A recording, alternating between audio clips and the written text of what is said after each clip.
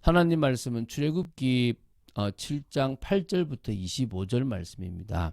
17절부터 19절 말씀까지를 합독하겠는데요. 합독하고 나서 출애굽기 7장 8절부터 25절 말씀을 보도록 하겠습니다. 그러면 17절부터 19절 말씀을 합독하도록 하겠습니다.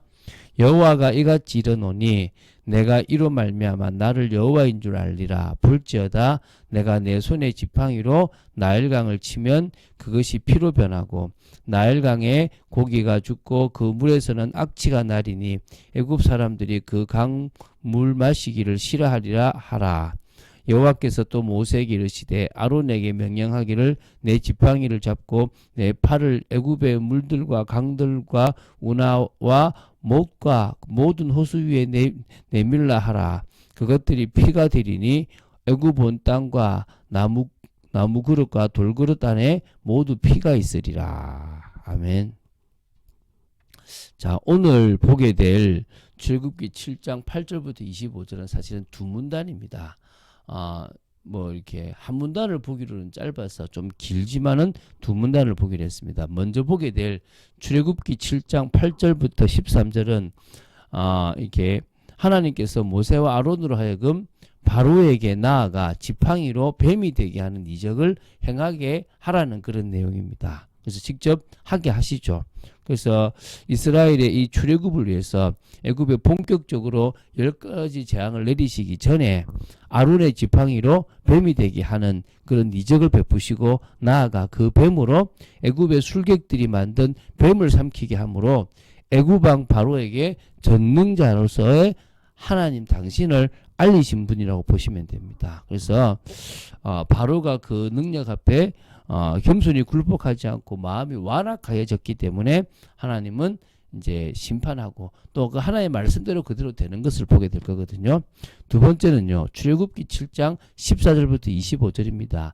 10가지 재앙의 첫 번째 재앙인 나일강을 또 모든 강을 피로 바꾸는 그런 재앙입니다. 사실 출애굽기 7장 14절부터 10장 26절까지 10가지 재앙에 대한 내용이 나옵니다. 그래서 마지막 재앙이 장자 죽음에 대한 재앙이고요.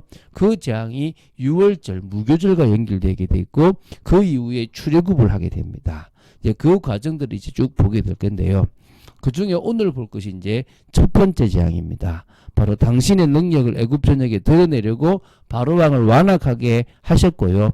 그래서 결국은 나일강이라는 그들이 신으로 믿고 있는 그 신을 가짜로 만들어버리는 그런 일들을 지금 하십니다. 한번 보면서 우리가 좀 이야기를 또 나누도록 하겠습니다. 좀 긴 내용이라 좀 빨리 진행하겠습니다. 8절부터 13절까지를 먼저 보겠습니다. 여호와께서 모세와 아론에게 애굽왕 바로왕이 이적을 보이라고 한다면 바로 이 두 가지 이적을 보이라는 겁니다. 바로 이제 그 중에서 이게 뭡니까? 이게 바로 이 지팡이를 뱀으로 만드는 이적을 보이라는 겁니다.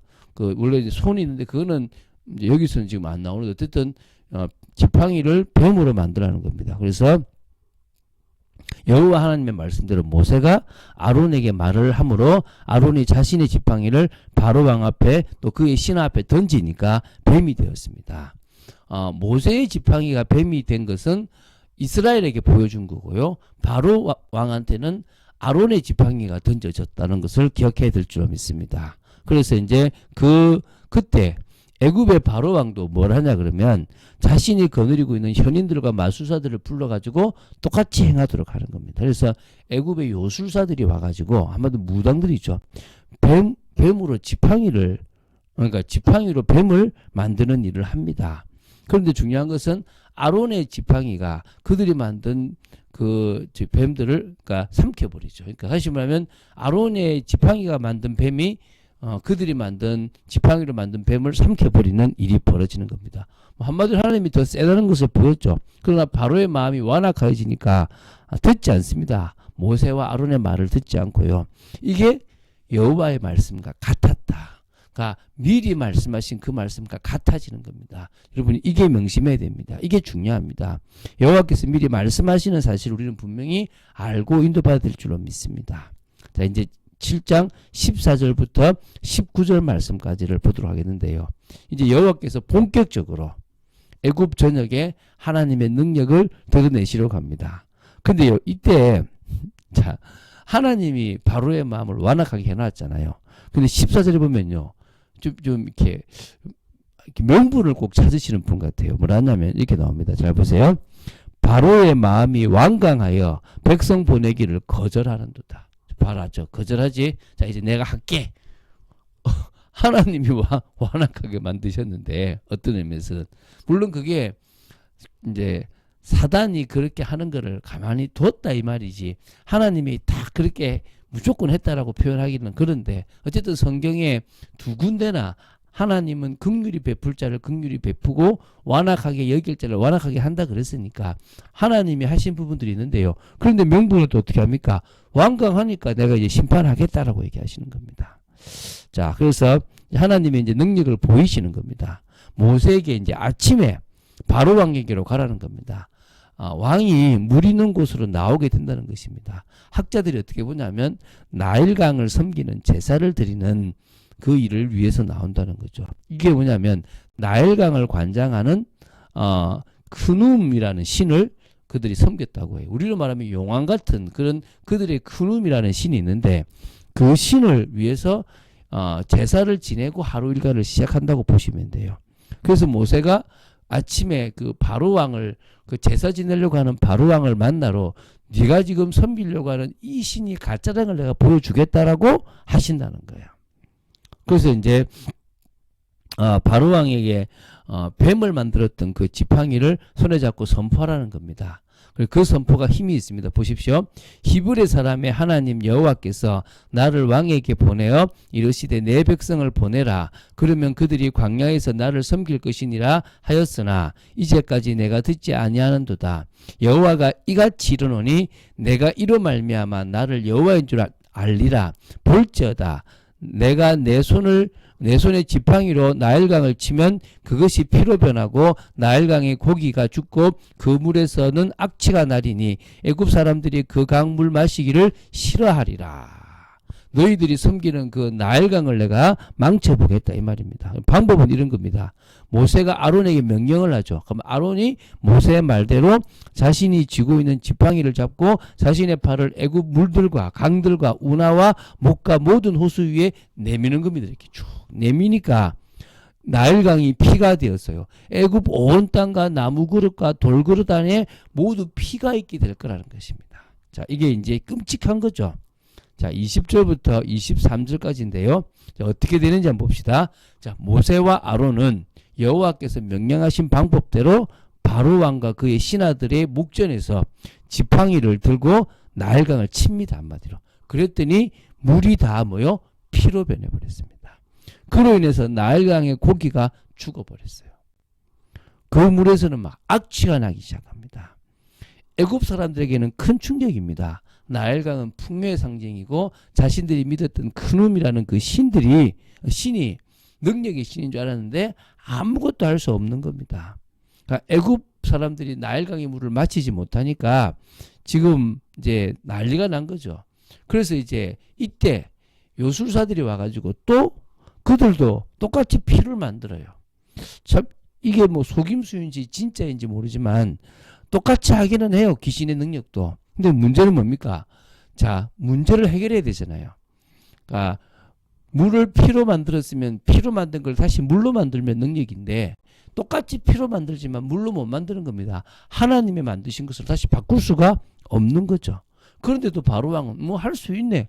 우리도 할 수 있는 일이다. 라고 완악해 가지고요. 바로와 모세와 아론의 말을 듣지 않습니다. 이건 역시 여호와의 말씀과 같았다라고 나옵니다. 그래서 자신의 궁으로 돌아가고 관심도 가지지 않습니다. 무슨 저런 게 있냐라고 이렇게 관심을 가지지 않습니다.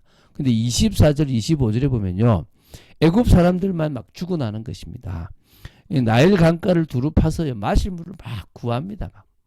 7일 동안을 나일강을 피로 만들었으니까 완전 얼마나 많은 물고기가 죽었고 얼마나 많은 악취가 나고 미쳤겠습니까? 그 더운 나라에. 그죠? 자, 하나님의 능력에 관심을 가지지 마십시오. 물을 피로 그 피로 만들었다. 막 지팡이를 뱀으로 만들었다. 막 우리는요, 막 하나님이 뭔가를 보이는 능력에 관심이 많아요. 근데 오히려 하나님이 이것을 통해서 하시려고 하는 의도에 집중해야 될 줄 믿습니다. 우리가 보고 싶은 걸 보는 게 아니라 하나님께서 우리에게 보여주시려고 하는 것을 볼 수 있으면 좋겠고요.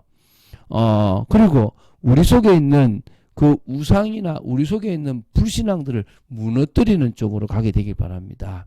그게 중요한 거고요. 현장의 역사는 흑암이 무너지는 방향이 하나님이 원하시는 방향임을 봐야 됩니다. 사도행전에 나타났던 그 성령의 역사, 모임 가운데 기도하는 쪽에 나타났던 그 역사는 지금도 우리에게 그대로 나타나고 일어날 겁니다. 왜? 우리 개인이 변화되고 우리 개인이 사명을 감당하기 위해서는 그런 분명한 축복이 있어지게 되어 있다는 것입니다.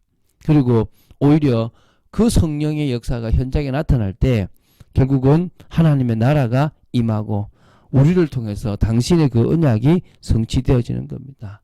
그리고 마음에 그 성령의 그 역사를 담게 되기를 바랍니다. 그러면서도 뭡니까? 그리스도의 제자로 확립되고 복음의 비밀과 성령의 능력을 아는 후대들이 세워지도록 기도하고 정말 더 나아가서 주님이 맡기신 그 사명을 제대로 감당하는 교회로 세워지게 되길 바랍니다. 하나님의 음성을 듣는 것에 집중하게 되기를 주 예수 그리스도 이름으로 축원드립니다. 주는 그리스도시요 살아계신 하나님의 아들이심을 고백합니다. 오늘도 하나님께서 그 바로왕에게 행하신 이적들을 또 재앙들을 보기 시작합니다. 아버지 하나님, 이 말씀들이 저희들에게 믿음으로 다가오게 하시고 우리의 현장에 흑암이 무너지는 역사로 일어나게 되기를 간절히 소원합니다. 주님께서 필요를 채워주시고 능력으로 역사해 주시고 참 응답하여 주실 줄로 믿습니다. 주 예수 그리스도 이름으로 기도드립니다. 아멘.